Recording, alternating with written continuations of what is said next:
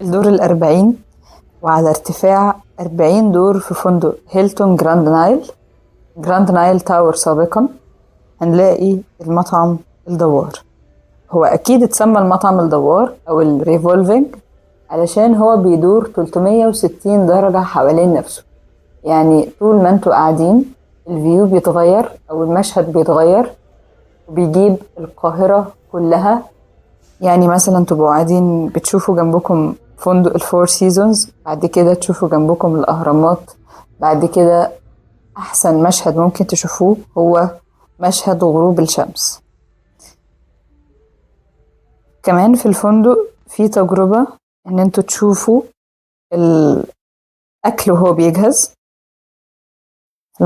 يعني المطبخ مفتوح على الترابيزات فتقدروا تشوفوا الأكل بيجهز ازاي، وأكيد الناس اللي شغالين كلهم هناك كواليفايد جدا والاستاف ذوق جدا في المعاملة. يعني لو حابين تتصوروا صور حلوة ممكن تستأذنوهم يصوروكم بكل ترحيب. طبعا هنا ده كان ديكور احنا عاملينه في شركة يلا ايجيبت، بنحجز للمطعم الدوار. فلو حابين تحجزوا للمطعم ممكن تكتبوا لنا في التعليقات، كمان هتلاقوا الرقم ممكن تتواصلوا معانا فون او على الواتساب.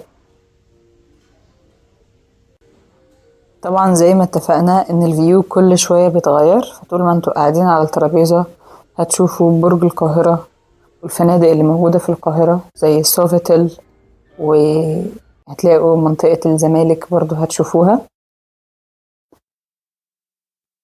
ده الفيو في وقت المغرب، وقت الغروب. وكمان في آخر الفيديو هنا دلوقتي الأهرامات، في آخر الفيديو هنشوف كمان الفيو الليلي.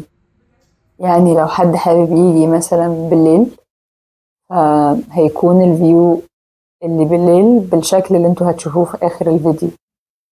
طبعا احنا مع شركة يلا ايجيبت بنعمل كل أنواع التزيين، لو كانت المناسبة ديت أو كانت عيد ميلاد أو أيا كانت المناسبة اللي انت يعني رايح الريفولفينج بسببها أو عامة، فاحنا ممكن نساعدك في كل التزيين اللي ممكن تحتاجه، وكمان نساعدك في اختيار بوكيه الورد.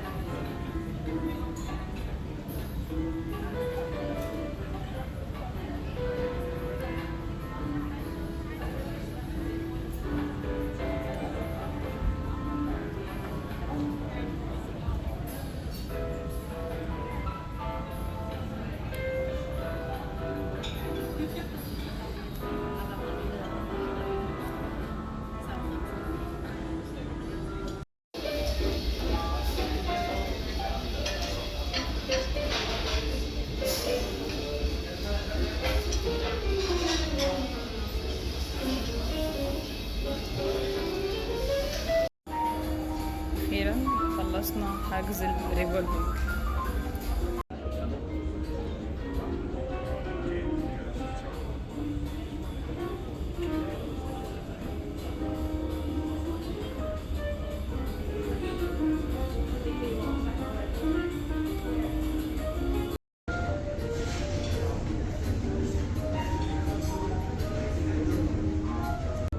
وده كمان كان التزيين بتاعنا والحجز للريفولفينج في الوقت الليلي.